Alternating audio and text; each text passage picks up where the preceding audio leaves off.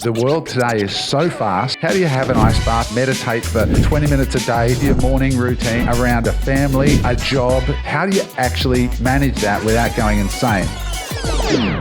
I fell into a big hole of overwhelm because there's just so much information and I just had no idea where to start. You got to be careful too, like the business coach who's promoting do this, this and this. Firstly, who are you? Have you built a 9-figure empire for me to even take that advice? You're going to be like, whoa, what the is this, right? Because people who become successful from doing work, not from taking ice baths. Call me, son! And then I'll start work anywhere from 11 to 12, maybe sometimes even 1 p.m. Oh my God, I'm having conniptions listening to this. I'm having anxiety. That sounds amazing. You know, people right now go, you, Mark. Like, bro, seriously. Where do you actually work?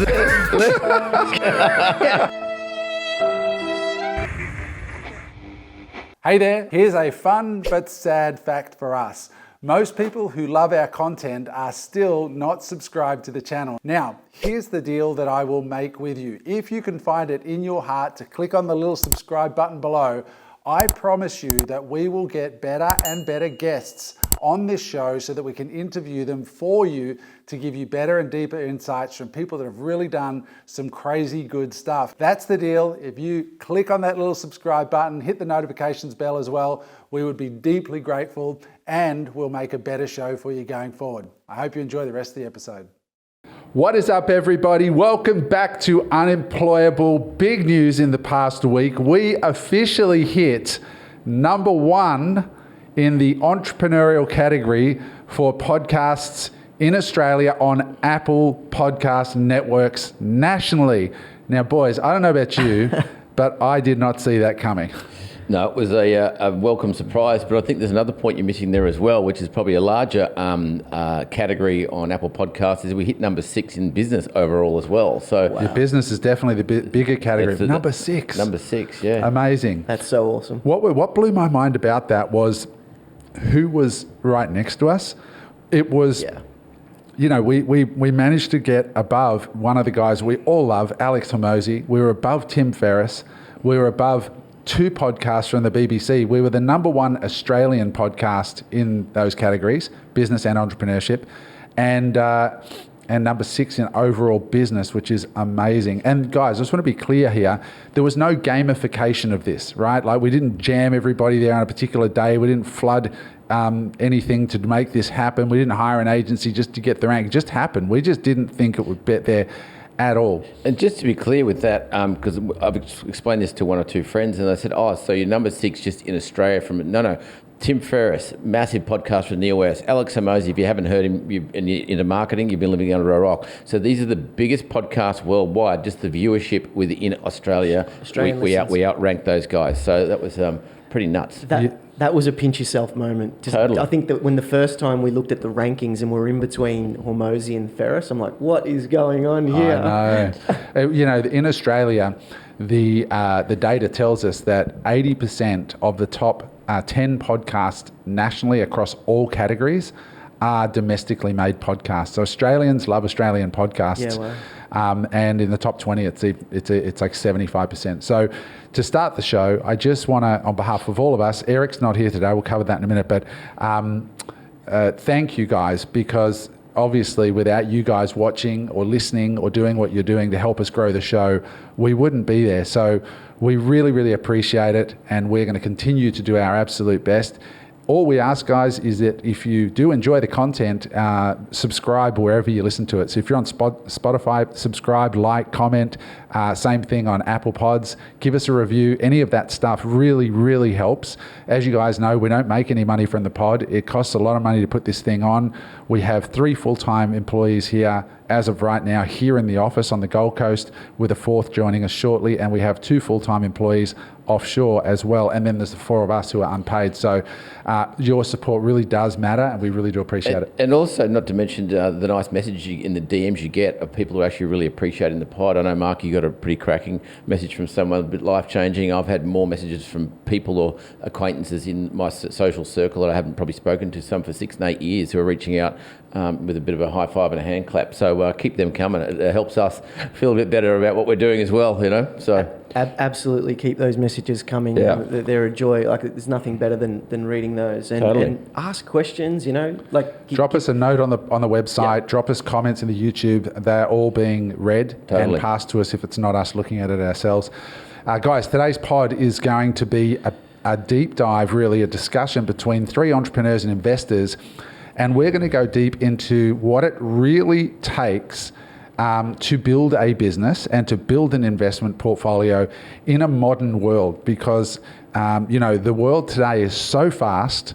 We have so much demand on our attention, like this podcast like this. We've had listeners write in and ask us, how do you get it all done? Like, how do you listen to Alex Hormozi? How do you have an ice bath? How do you meditate for 20 minutes a day? How do you do your morning routine? How do you do all of that around a family, a wife or a husband, a job? How do you actually truly manage that without going insane? And so we're going to dive into that and really reveal our morning routines, what our days look like. And I think you guys are going to find this a really fascinating and helpful session. Before we dive in, I just want to pass along Eric's apologies. He's not here today. I do not miss having somebody sitting here with very short shorts on, especially Eric. I do miss my punching bag mate over here, though. So I do feel a little bit, Eric will be back next week, but Eric, we wish you were here, but you're not. So thank you for everything you've done so far. We're looking forward to diving into it, but he'll be back next week. And going back to the show, I was in Melbourne just over the weekend for the Australian Open. Great event. And if you haven't been and you love sport, I can't recommend it highly enough. But I had 3 people come up to me over the course of the weekend to say, "Oh man, love your podcast." And I was like, "Oh my God!" Like, one was in the hotel lobby, one was at the game, another one was just on the street. Just crazy, the reach of the thing. That is epic already, which is bananas. So please do that. I also want to just show a couple of things here this morning before we get going. First of all, from the listeners who sent this in, greatly appreciated. Greg might be able to do a close-up of this in post. But this is a little flag that we got sent, and it's got Unemployable. It's got all 4 of us on there on the pod. They're loving the content, and so really, really appreciate you guys for sending that in. And we love all that kind of stuff. We are working on some merch at the moment, so that if you guys want to get a t-shirt or a hat or any of that stuff, you'll be able to do that soon. This was the other fun thing that I got over the last week or so. I caught up with a mate in Sydney, and he said, "Hey Adam, check this out." And he pulls this out of his bag. And this is the first live seminar that I ever presented. It's at the Brisbane Convention Exhibition Centre from 1999. Now check this out inside. Tape decks. This is a set of 4 tapes. I wouldn't even know where to play that these days. I know. It's crazy, right? And it's called Building $1 Million Business. With Adam Hudson, recorded live at the Brisbane Convention Exhibition Centre. So I actually haven't listened to it yet, but not all of it anyway, but I'm very keen to hear what happened half of my life ago. So 99, we were talking 25 years ago, you were... 25 years ago I gave this. Overnight success, huh? It only takes 25 years to become an overnight success. Yeah, that's right. And Wow. People often say you've got so much confidence on stage and whatever. I said, I've been doing this, dude, for 2.5 decades of speaking and around this space. Yeah. Have you gone back and listened to it? And I just started the first MP, because I just had it converted to MP3 because I don't even have a tape player. And I listened to the first 5 minutes, and it's, I was married at 19. The first time I got married was 19 years old. And it's actually got my ex-wife on there with me, which I was completely shocked about, because I was like, I haven't heard her voice in 25 years. How did it feel going back, knowing what you know now, to 25 years ago? Was it cringe, or you're like, yeah, actually, that's... Oh, you must Look, I literally have only listened to 2 or 3 minutes, but I am fully expecting to cringe. Yeah. we should have a poker night one night and just stick to the background and just... we should play some of the best bits on the pod. Yeah. All right, let's not get carried away. All right, guys. We want to keep the subscribers, right? Yes, we do want to keep the subscribers, but you do look back, and you do grow. And the most important thing is, I'm really proud of myself that I published, right? And there's a great book by Seth Godin called Icarus Deception, and it talks about the importance of publishing your art. In my case, it's communication and speaking and teaching. And I didn't know what the hell I was doing back then as much as I do now, but I did it and I published it, and it worked out in the end. So, just get started.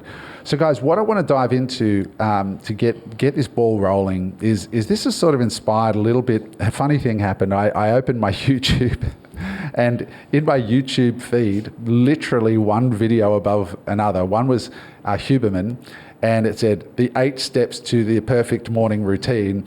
And then the very next video was Alex Hormozi, and it said, fuck your morning routine. And I was like, all right, so I got to watch both of these and see what I can make of it. And I got to say, I really enjoyed what Alex had to say because, I think we live in a world, and I certainly hear this sentiment a lot from listeners and from students and people that we come in contact with every day and experience myself. In the last couple of years, since podcasting has really hit mainstream and social media has morphed, it just seems to take more and more of our day and our attention as marketers of information, including us, become better and better at, getting us to click and watch things. How do we do all this stuff? Because we're supposed to be in ice baths, we're supposed to be doing a gratitude journal, we're supposed to be doing a morning routine, 20 minutes of this, we're supposed to manage what we eat with our carbs and balance our sugars, and we're told that you've got to do these 8 things to not have belly fat, and then you've got a wife, a husband, a kid, and a business, which is, I always say that having a business is like having a baby. They're easy and fun to make initially, but all the hard work starts afterwards. And so you've got these startups, and many of our listeners are trying to get from 0 to 1, right? Meaning from no result to a result. It could be 0 to their first sale, or 0 to 100,000, or 0 to $1 million in a year. But just get that first run on the board. How do you actually do that? So, and are you, if I was to, see inside your worlds, are you that picture perfect, everything's organized scenario? Mark, you're running a multi-million-dollar business. James, you're running a multi-million-dollar business. You're both investors. What's your opening comment on this? Let's start with you, Mark, and then James, I know you've got an epic story you want to share, so we'll dive into that. Yeah, I mean, this is a really cool topic and a super important conversation, especially today and post-COVID, right? When podcasting has really blown up, and there's just so much information out there about everything, but there's also 10x the amount of information about health, because now everyone has become so much more health conscious as well. I think the first thing that I want to say is that these experts that come on and give their 8 tips or their morning routine or whatever it is, like your training videos, this is something that they've developed over 20, 30 years or sometimes a whole career. And we're getting all of that information in our morning feed from 60 different people, and they're all giving us their own version of what it's taken them to get to the optimal place in their life. So I think that's the first thing that I wanted to say. And over the past 12 months, this has probably been my largest area of time attention on my health, my routine, my regime, longevity, all these kind of things. But at the start, I fell into a big hole of overwhelm because there's just so much information, and I just had no idea where to start or what was right for me. So I'll go into detail a little bit later what I did to kind of get through that overwhelm. But at the start, it made everything worse. The amount of information made everything worse. Yeah, and I think this is a really important frame before we dive too much deeper, is that everybody listening to this is at different stages. Some of you listening to this are 50 years old, you're a multi-millionaire, you've got the base under you, you've got momentum, you're in a different place to somebody who's in their 20s trying to get some equity, trying to get going, try to get a result on their resume. They're deep in that learning, leaning into it phase. Yeah. So there are different phases to life. But a really interesting thing, you know, like when you're starting out, like a lot of these guys like Brian Johnson, you know, the guy who sold his company for $800 million and is now spending $1 million or $2 million a year or something on longevity. This dude's made his money. Let's be clear, right? I follow Simon Beard on Instagram. Simon, a great guy, very, very smart, built Culture Kings here in Australia, sold it at a valuation of $600 million. And if you follow Simon on Instagram, he's built an incredible home here on the Gold Coast. He's got a cryotherapy, he's got a plunge pool, hot pool, cold pool, wicked gym, and he posts what he's doing, right? But Simon's built Culture Kings, right? I doubt he was doing all of that when he was building it. And young people sometimes email and they go, hey dude, like I've got a business coach, and this business coach has told me I need to have a gratitude journal every morning. I've got to do an ice bath every morning. I've got to do 30 minutes of cardio to get the adenosine out of the system because Huberman said my brain isn't clear. He goes, by the time I've done all this, that's 2 hours of the morning gone.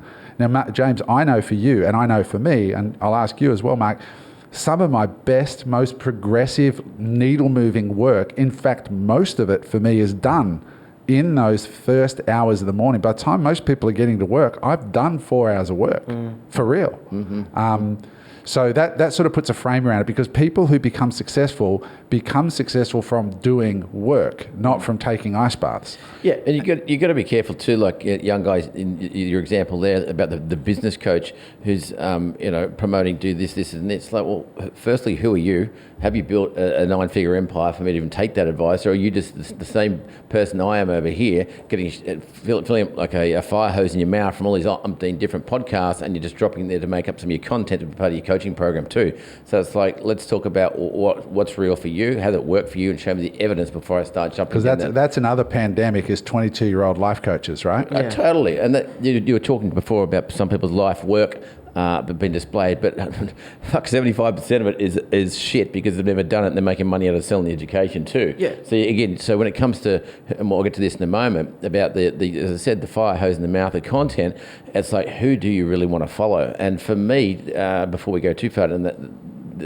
bigger conversation, I just generally go, all right, who's the two that make sense for what I'm doing right now? And I'm just going to go deep on that, and I'm just going to consume all their content and ignore everything put the else. Blinkers on. Otherwise, you get completely sidetracked by shiny object, and they're on different podcasts, and you start listening to them. Well, stop. Let's consume all their content, and if it's relevant for me, I'll continue. Then we'll go on to probably one or two guys or people, I should say, at any one time. Other than that, I just turn all the noise off. And as I said, go deep on that and pull all the gold out of their knowledge that they've put together over a period of time that's proven results. So that's the way I have made a conscious effort, talking to your stuff, Mark, not a conscious effort, a conscious decision that for the next 12 months, health optimization is not my primary focus. Right? Because I know what it takes to really, like, I've got a mate right now who's just finished 30 days at the Bali Time Chamber. If you haven't heard of the Bali Time Chamber, Greg, you might throw up some B-roll here of them. You'll see it on online there. But basically that you get locked away for 30 days, they feed you organic food, you do nothing but work out, meditate, and the before and afters I just showed you guys off cameras of my buddy is insane. Like he looks awesome, right? And he invited me to go, but I can't leave right now for 30 days and do that, because my priority is not that. It's making sure this podcast is going to dominate and crush and do everything I want it to do. Plus I've got 3 other startups.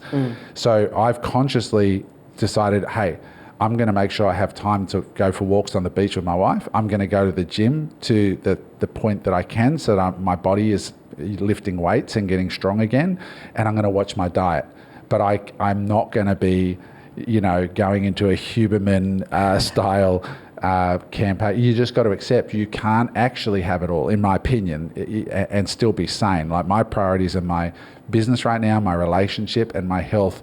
And these days, people they go, unless I'm David Goggins, I'm a lazy, unhealthy person.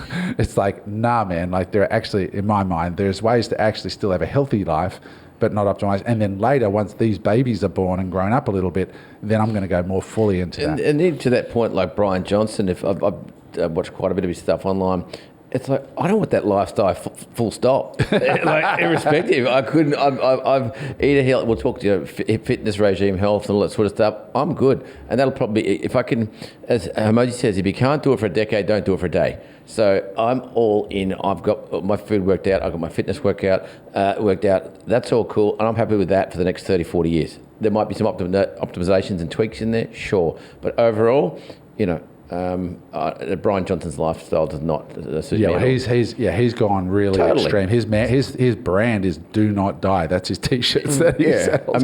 Period ever. He wants to live forever. Yeah, and how many people can afford to do that lifestyle? Correct, not that many. I think it's super important to understand where you are in your journey as well. Like I think I posted on your post that you put on Instagram. Like most of these millionaires or people that have sold their companies that you see with the cryotherapy and the ice bath and doing all the longevity stuff, it's because they're trying to repair 30 years of damage that they've done to their bodies as well. And now that they are wealthy, well, they're like, okay, well, what's most important to me now? It's time, right? So it's about understanding where you are in your journey and why do you want a morning routine.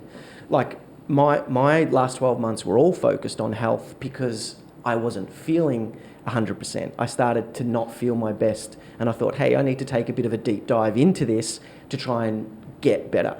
I'm now at the point where I've kind of worked out a morning routine that works for me, but that was a real hard battle and struggle to get there. And there was a little bit of overwhelm in that whole process. But I don't think there's a problem with that, right? Like if you're trying to build a business or have a relationship, these aren't easy things to do. And neither is health, right? So trying to find that optimum routine, the optimum thing that's right for your body and your makeup, I think is worth the struggle. And it's supposed to be a little bit hard as well. I think the dangerous thing is when you start doing things that become counterproductive.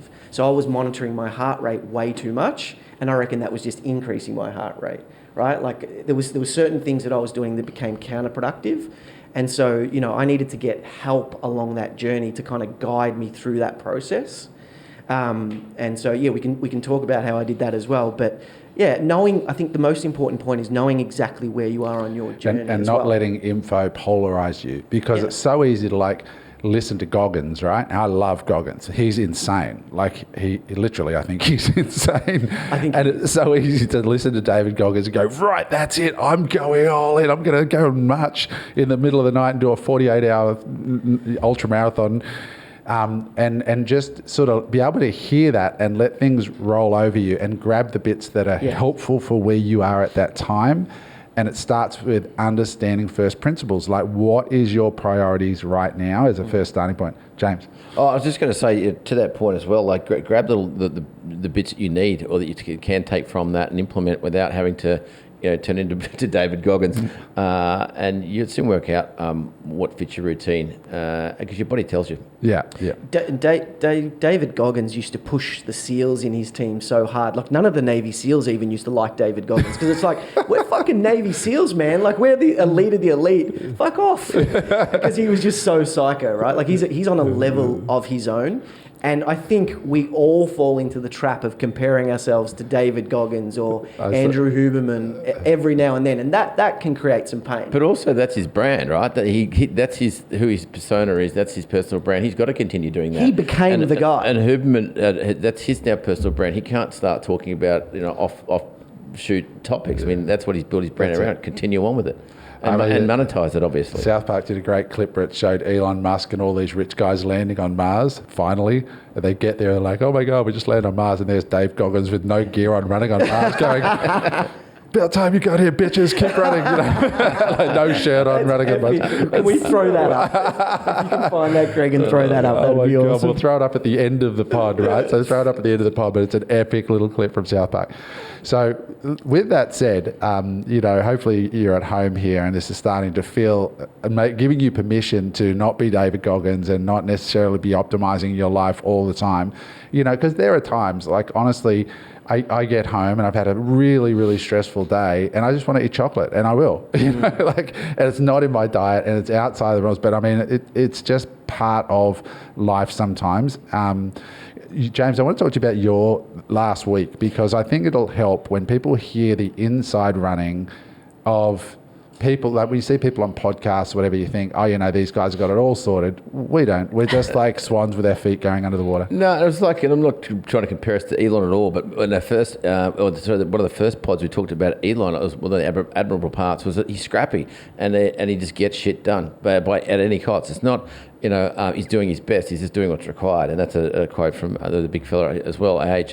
But just for the context, about midway through last year, I went, okay, cool. I need to pick up my output, and so with that, I went, right, let's start getting up a bit earlier. Let's get my morning routine worked out, if you will, and see where the pieces of the jigsaw puzzle box come together nicely. And so now and I have done for quite some time. It's up at 3:45. I wake up before the alarm. The alarm's at 4, and I'm often well up before then. Big bottle of water to get the hydration up, short coffee, some sups, and some of our nootropics that turn you into limitless, like Bradley Cooper, and it's just like, fuck, it's the deep work period. The nootropics are qualia you're using, right? Yeah. Qualia mind. Yeah, they're crazy. So, and it's just like literally, like Cal Newport talks about deep work and how irregular it is for most people. And I thought, well, you know what, my business sort of signs on around 7:38 and the noise starts. But between 4 o'clock and 7:30 to 8, that's my time. So I completely blocked it out and go, right, on your to-do list or whatever you want to call it. Yeah, what is the most biggest, ugliest, horrible task that you usually put off? It's like, let's attack that prick first and just eat it. And just that's when you've got the most energy and clarity. For me, it is. Yeah, like I'm not a night owl. Like I said, on the keys at 4. Yes, do the 5-minute gratitude journal because it only takes 5 minutes. And to be honest, I'm the most inherently lazy person there is. If there's a better, faster way to get the result, I'm all for it. So the daily stoic takes you 5 minutes. So you get 10 minutes. By the time you had water, a coffee, sat down, got your head starting to click into gear, and your crazy pills have just about hit, and you can nearly count it. 5, 4, 3, 2. It's legalized drugs. You fuck yeah, you love them. I know. Yeah. I got it from you, and I did the same thing. So I would. When I wake up in the morning, I don't set an alarm, but if I wake up, I'm not going back to sleep. No. It's very rare. So I'm quite often up at 3:30. People who follow me on Instagram see it. Yeah. And what I do is I film the corner of my laptop, which shows the date and the time. And the only reason I do it is to show people, no, I'm working really hard. I'm not a magician here. Like Conor McGregor said, there's no talent here. It's just hard work. And then I film the darkness of my living room. So this is where I am at 4 a.m. I've got my black coffee, organic coffee, qualia when I really need to kick along. Yeah, it's funny you say that. I've sort of got that outlandish with Instagram just yet. I'm new to the platform, if you will. But a girlfriend of mine from Sydney said, "Oh, you got a minute to talk?" And I text her like 3:12 in the morning, and there was another one where she rang me. It was like 5:30 at night. And I said, I haven't moved. And she goes, that's not healthy. And I said, nor's your 9 to 5, so just let me be. She goes, when will you be available to speak? And I said, midnight. And she said, okay, fine, we'll chat tomorrow. So I said, all cool. So that's the day. And then at 7:38, off to the walk. The fitness that's non-negotiable. The walk to the gym. It's about 2.5 k's. So what time's the walk? About 7:38, or what time I've crushed the 7:30 to 8 in the morning. Yeah, and there's about an hour and 15 in that, and that's when usually all the tribe comes online, and anything they need to know from me I've already preset, like at 3:34 in the morning. I think I'm nuts, and that's all done. So I just let that part of the day unravel as it will, then get back and. I mean, the guys on the pod here. I mean, here today, you would have seen email from me this morning at 5 a.m. 4 a.m. Same reason. Yeah. So to be clear, you get up at around 3:45. You have a big drink of water. You have a black coffee. You have your nootropics, your qualia, and sups. And those other 2 pieces where you read the Daily Stoic, which is a book written by Ryan Holiday. You can get it on Amazon, and it's 1 page. That's only really half a page because it's got a Stoic quote. And then it's got an interpretation for modern times under it. Yep. And so you can keep the book forever because it's got 1 quote for every day of the year. So even if you miss a few days, just skip forward to the day that you're now sitting back down. And I do the same thing. A really good friend, a business partner of mine, gave it to me. Yep. Yeah. Terrific book. Travel with it. Cass and I often read it together to get our brains. And then there's a journal that goes with it, so that it's like a small task, which is like what's your interpretation of, and you can sit there and pen it out. So you make not only do you read and go, oh, that was a feel good quote. it's like, well, how does that impact you and where you're at? So it's like a little personal development shot in the arm every morning. So you got the daily stoic, you've got your gratitude exercise. 5 minutes, and then you're into the work. Well, I'm waiting for liftoff. Yeah. So coffee and the nootropics, and then it's just great. It's almost the same for me. Like and the big task. Like I'm writing a book at the moment. Yep. And I've been chipping away at it first thing in the morning. And I'll get into the reasoning around why in a minute, around that and a bit deeper. But same, I've found the same thing. I just don't try to, unless I wake up and I'm in bed at 8:30. Yep. So I get my minimum 6 hours. Yep. 5.5, 6 hours, and most of the time that's enough for me. Like my body just says it's fine. I can't get any past that either. So. Yeah, and so then I work. And I've gotten over the guilt of feeling bad. I've just said, well, that's where I'm at. Yeah, and also with that, just for the people out there, I'm not complaining about it. I'm loving it. There's a big difference between, I've got to get up at 4 o'clock to go to work. It's like, no, I get to get up at 3:45 and crush this. And I love it too. I'm just smashing it. It's the best part of the day. It's pitch black. You get to see the sun come up.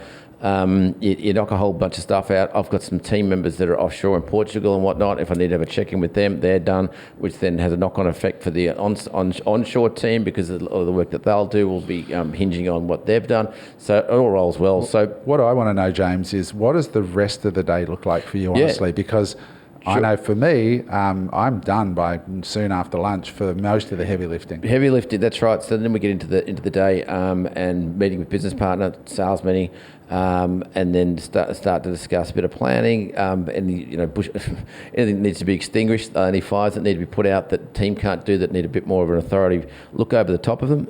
And when you've just acquired a company, it's a turnaround. There's a fucking lot of them. So there's a fair bit of input on our behalf at the minute, and I'll jump to an upside to doing the grind or the work in this turnaround. But and then in the afternoon there might be a meeting, like we're talking to Chris and Sam tomorrow for AI implementation. That's a 2 o'clock in the afternoon meeting. I've cleared my deck, all the big rocks have been done, business is under control. Now I can sit down and go, right, let's have a think about how that will work for me. So that sort of meeting. But by about 3:34, I'm doing menial shit, like just life admin, paying a bill. We use no brain power because your bandwidth is snapped after about 3 or 4 10 or 11 hours. You're pretty well cooked. And then it's let's go for a walk, grab some food for dinner, cool. Might I add too, this lifestyle, I have been single the whole time I've been doing this, and I don't have children. So there's a factor in there as well that I think is noteworthy. That Mark's laughing at this. Yeah. If you want to have a, Sounds super. The no kids, no wife bit. It's not bad. No, and so look, it's one of those regimes. I think you need to have as you do, Adam, have a pretty supportive partner with it, or someone's on the same trajectory as well, because it could be it's deemed to be quite a selfish routine. Given the fact that you're from 3:30 in the morning till 4 in the afternoon, you're pretty much not in a relationship mode 90% of the time. The other great secret to that, where your partner loves it, people often look, as I said, they'll look at me and go, okay, Adam's got multiple businesses, he's got some net worth, all these things. But I'm still working really hard. And the great thing about that morning routine for my family is, like, for them, now looking selfishly at them, is when I was down at the tennis, right? I was in the lobby. I stay at the QT. I'm in the QT. I'm in the lobby at 4 a.m., right? And I'm working because I know, and this is on a Saturday morning of the tennis. We went down for semi-finals, saw Djokovic play on the Friday. I'm there at 4 a.m. taking care of the stuff that needs to be done, because I know the boys are here working on the pod. There's all sorts of details because it's a new thing. So when you've got new businesses, for the first year, a big part of what you're doing is understanding all the roles. So you're doing everything, and you need to have a very clear idea of the standards that you want and be as clear as possible.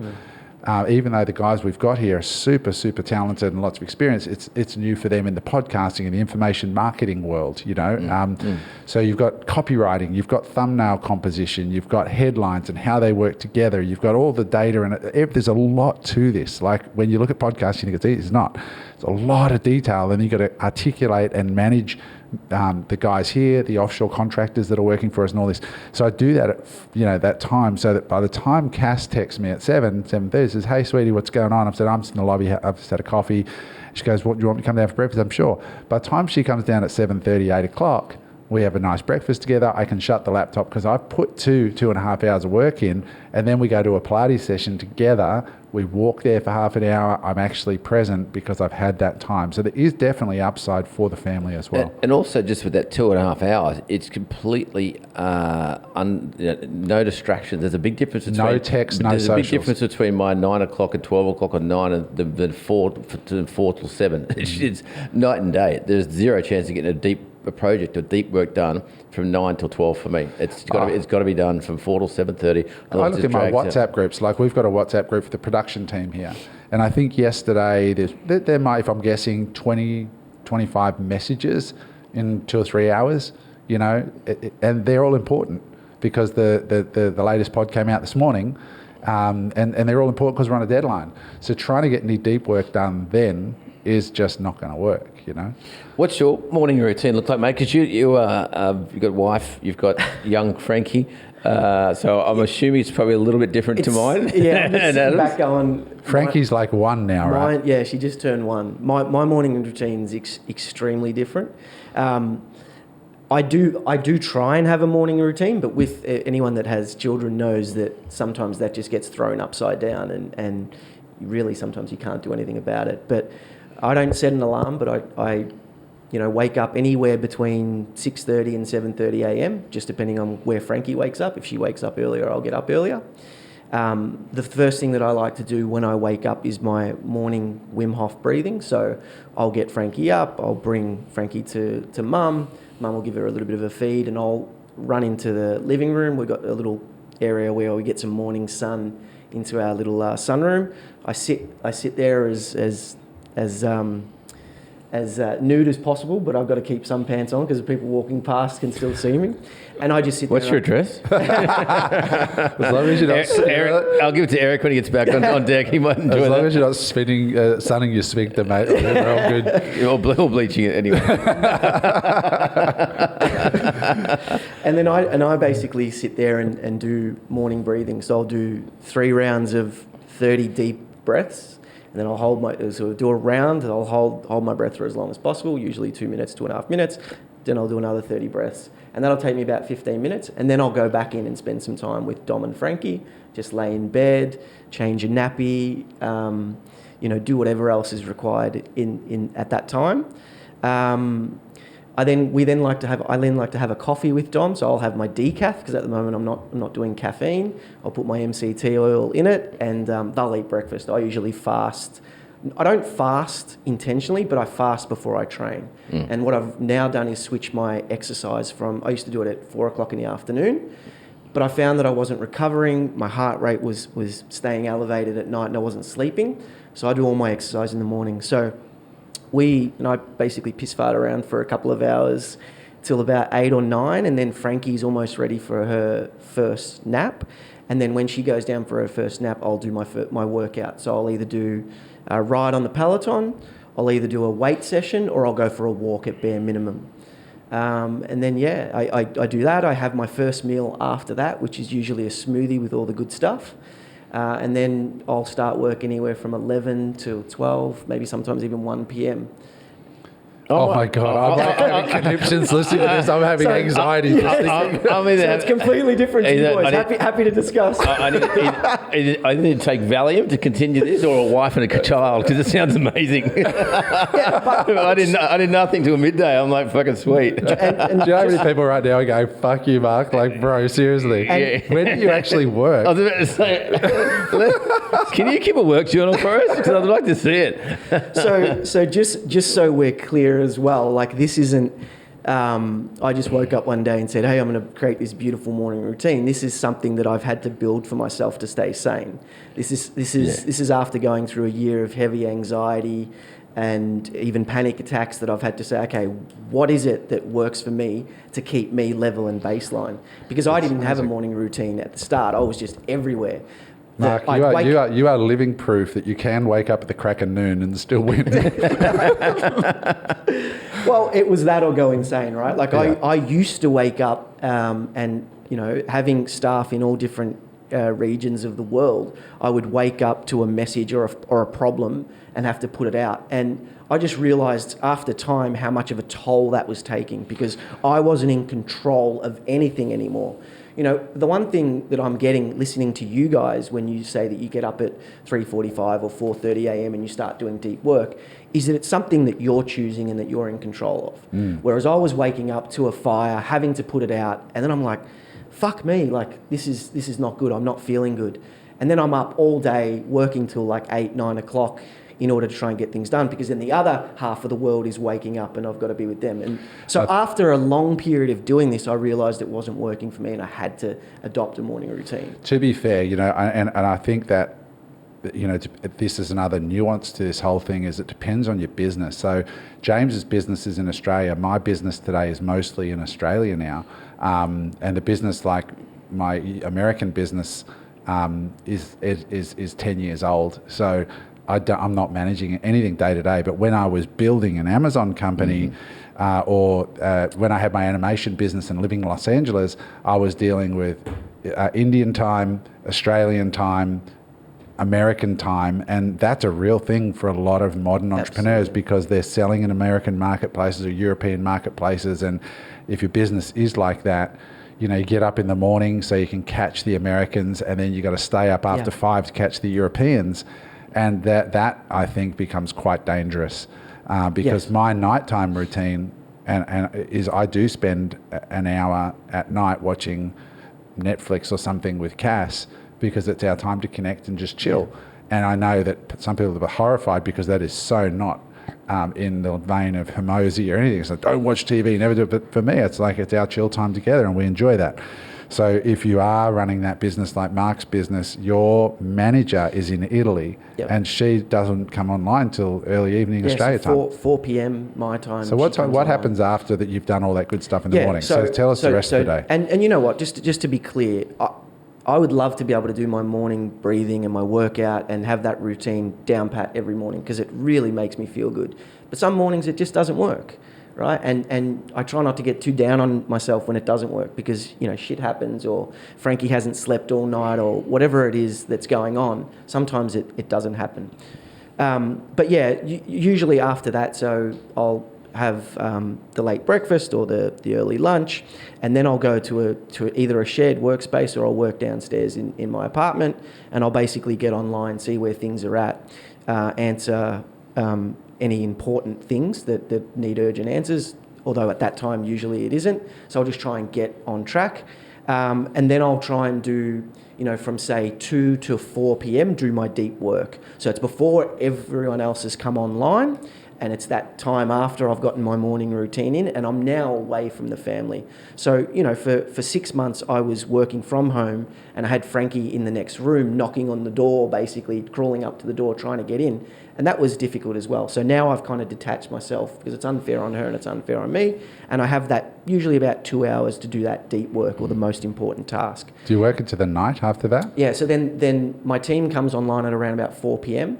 So usually our meetings, and we don't have meetings every day, but usually, like at the moment, Mondays I'm flying to the Gold Coast.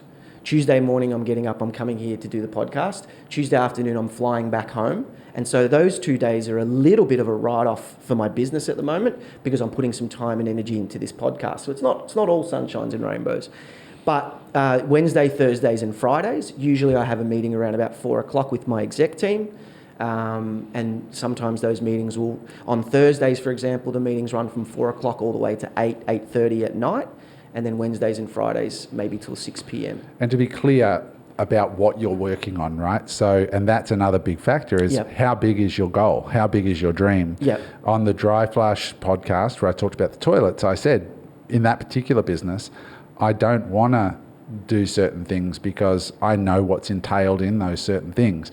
Sometimes if you just want to run a business that makes 200-300 grand a year profit, you probably need to do $1 million and a bit turnover if you've got a good business. That's totally different than trying to build a 9-figure net worth, which some people listening are trying to do.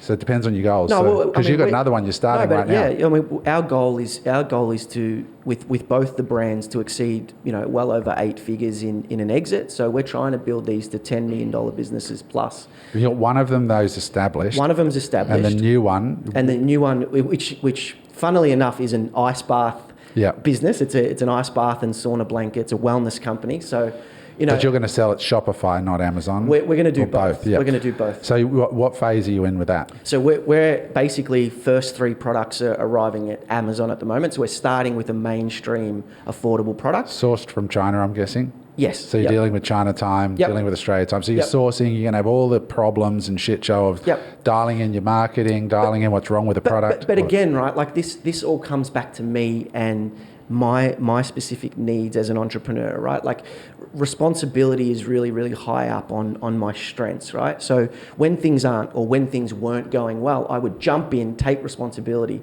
But in that process, I would kill the other person's creativity or autonomy. And I would also drain myself of all my energy, because even though responsibility was a high thing or high strength, there's a shadow side to that which drains me of my energy. So I'm making a real conscious effort to do less of the doing and to do more of the inspiring the others to grow around me. But that's where I'm at now in the business. I've had 3 years of having to do it all myself, but that 3 years has also taken its toll. So I think it is important that it's like the book, The One Thing, which I think you recommended me, Adam. It says things like entrepreneurship and your business and your career, they're rubber balls. You can drop those balls and they'll always bounce back. Things like your health and your relationships, they're glass balls. You drop those once, they crack, and sometimes they're irreparable. And so to your point, sometimes in startup phase, it's what you have to do.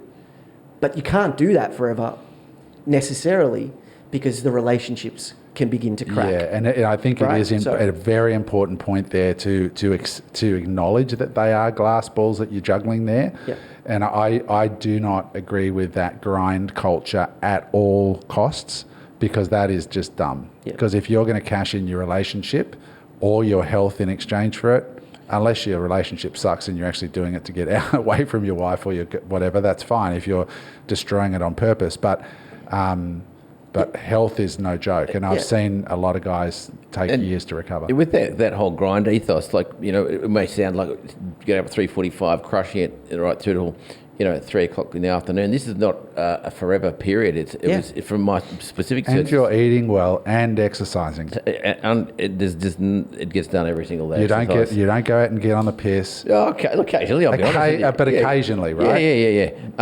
So you can't run that regime on the sauce. It doesn't work. You fucking die.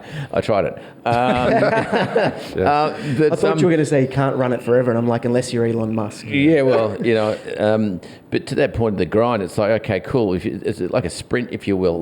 We've just gone through a turnaround.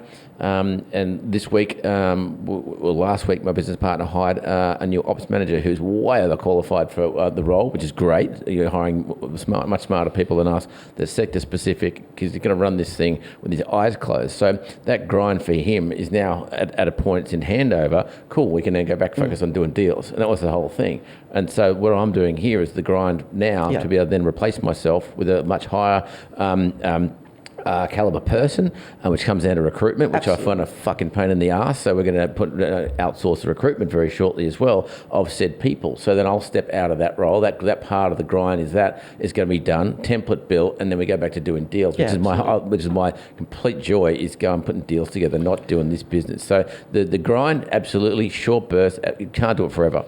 Yeah. You go ahead, Mark. No, I was just going to say that there's a concept in the book, The One Thing, called counterbalance. I remember maybe 6 months ago, 12 months ago, my brother-in-law said, mate, how do you fit it all in? Because you've got a kid now. Like, how do you fit it all in? I've just had my second kid. I'm trying to do. He's a house consultant, so house and land sales. He's like, how the hell do you fit it all in? And I'm like, mate, you can't all the time. And I basically introduced him to that concept of counterbalance. And it's like, it's short sprints. You can go periods of time where your focus for the next 6 months needs to be on work or doing sales. So if the market is booming, for example, you say to Alicia and the little ones, you say, look, I'm not going to be as present for the next 6 months because I'm going to be really, really busy. I'm going to be putting in the grind. I'm going to be setting ourselves up for, the next couple of years.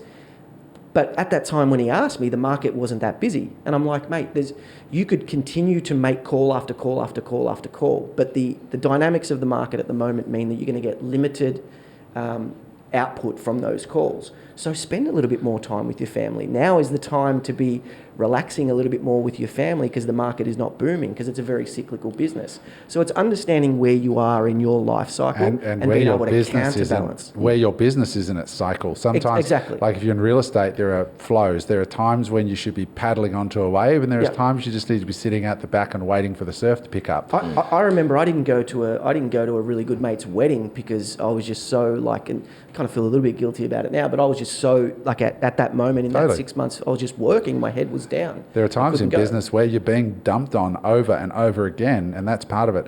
But there was something you said there, Mark, that I think is very, very important, that you need to make deals with your relationships. Yes. And you need to make sure that they are what they are. Yes. Right? So I think that's really important. You've got to actually sit down with your wife, partner, whatever significant other, make sure that your goals are aligned, the discussions have been had, and the agreement is there. And the second part, I think, is you need to surrender to the work. And a lot of people don't, especially when they first start. They get in the boxing ring of entrepreneurship and they don't expect to get punched in the face. And when they do get punched in the face, they're like, what the hell was that? That wasn't in the book, or that wasn't in the seminar. In fact, it was. You just didn't realize that it was actually going to happen and hurt. And, as Alex Hormozi again says, of course it's hard. Like, learn to love the hard. Stop getting, sad. First time you get pain, you move away from it. But experienced entrepreneurs lean into it. And actually, like James said, what's the biggest, hardest thing on this list? And I'm going to crush that.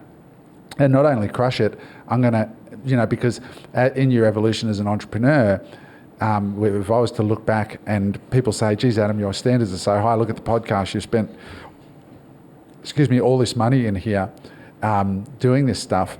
It's because what I learned is that when I was younger, I was a marketing person. You go and you learn all the techniques for clicks and, headlines and copywriting.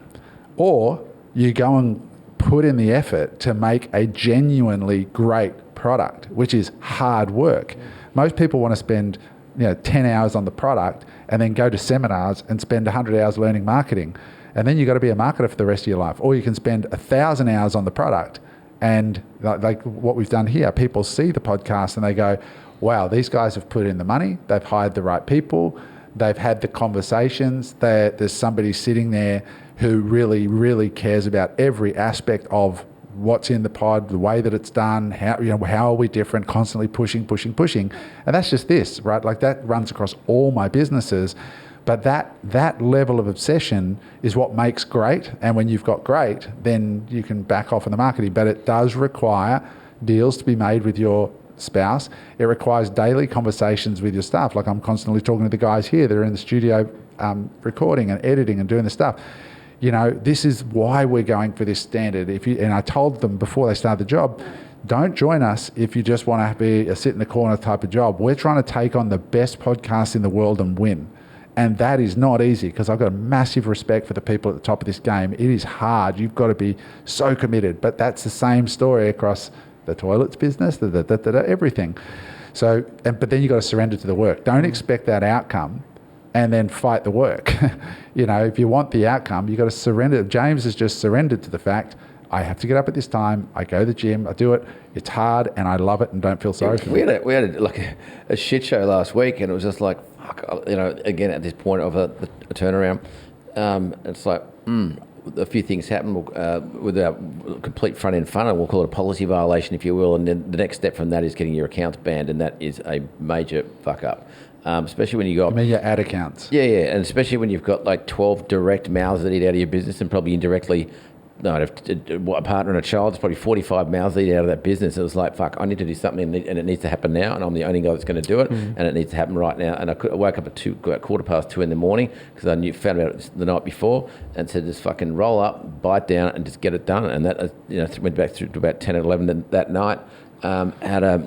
Get everything, plate from new funnels, new domain setup, new fucking copy, all the comms rewritten, Calendly this, I've got this consultant, that consultant, just spinning all the plates, plus rewriting a lot of the, writing all the comms in the back end of a full-scale funnel.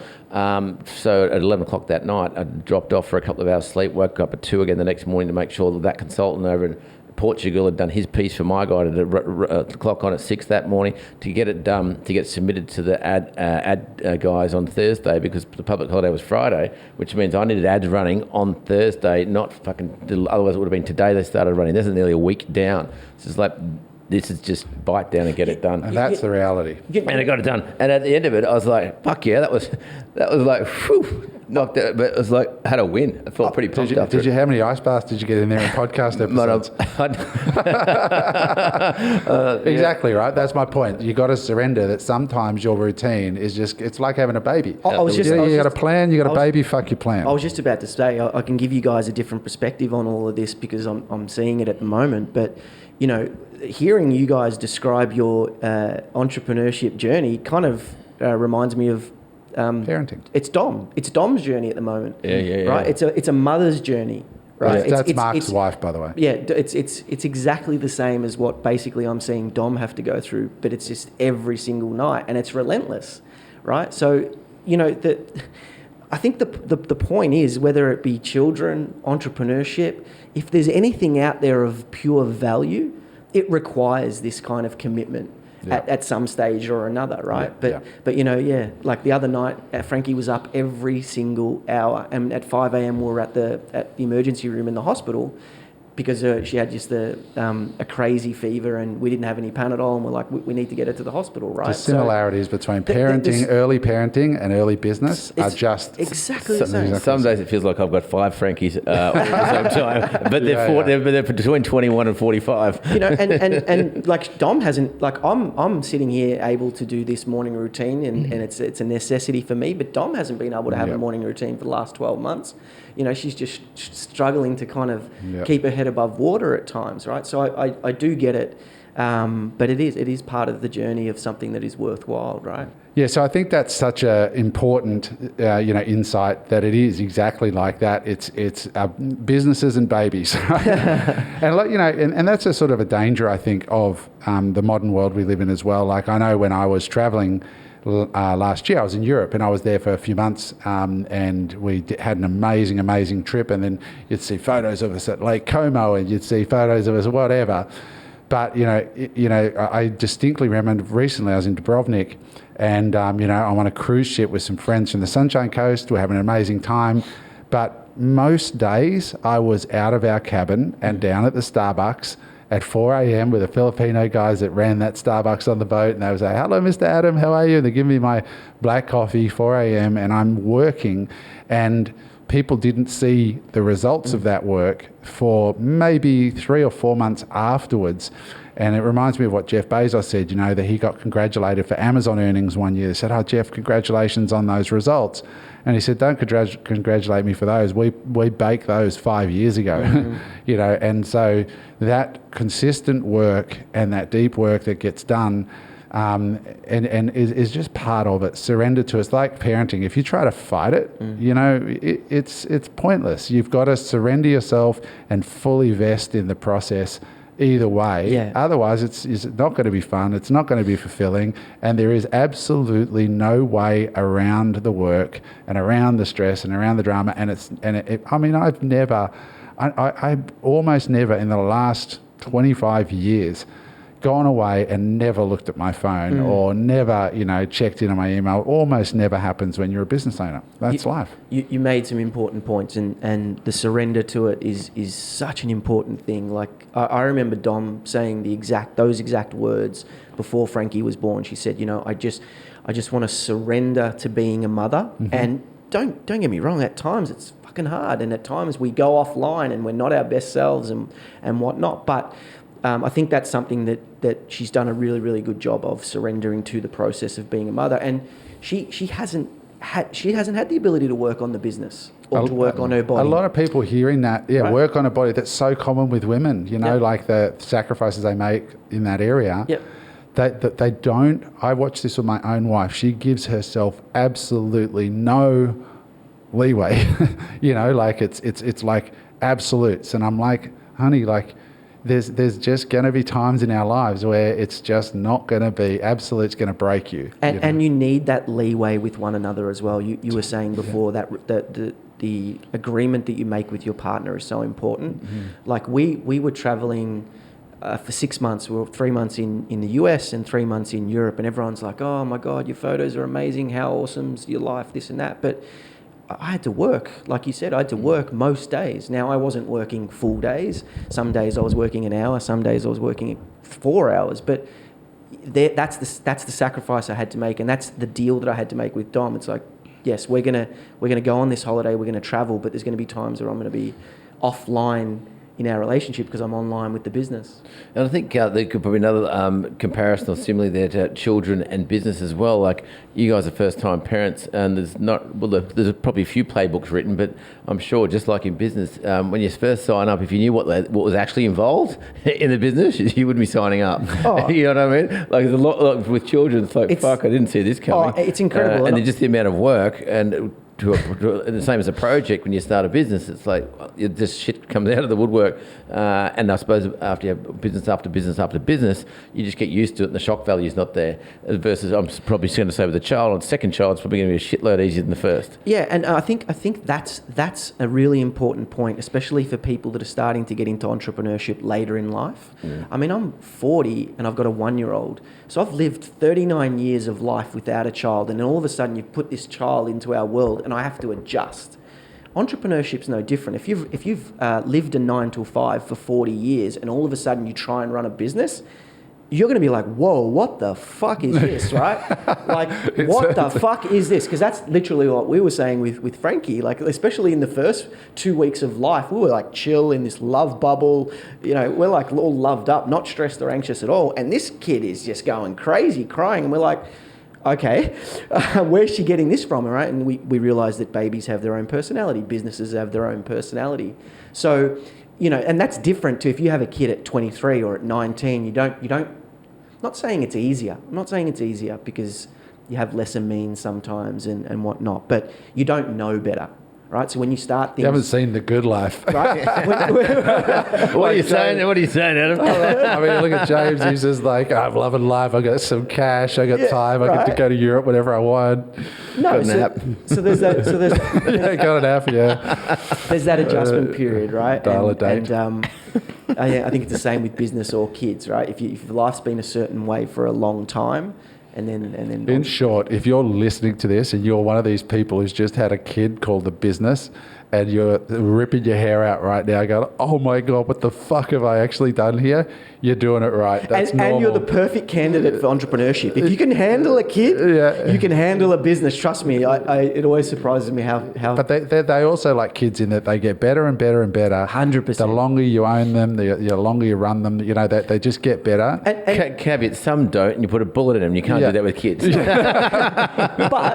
But it's like parenting gets easier when you learn to let go and relax a little bit as well, and oftentimes when kids are misbehaved, it's sometimes not often, sometimes it's the parents' behavior around the house that's unsettling them. So just like a kid, like a business, you have to work out what is it about entrepreneurship in me, or what is it about parenting in me that's kind of creating that negative vibe. And so personal responsibility, the same things. Kids spell spell love, TIME.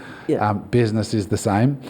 businesses respond the same. If you don't focus on them, you're going to have a crazy business. If you do focus on them, you don't. Well, you've got to focus on.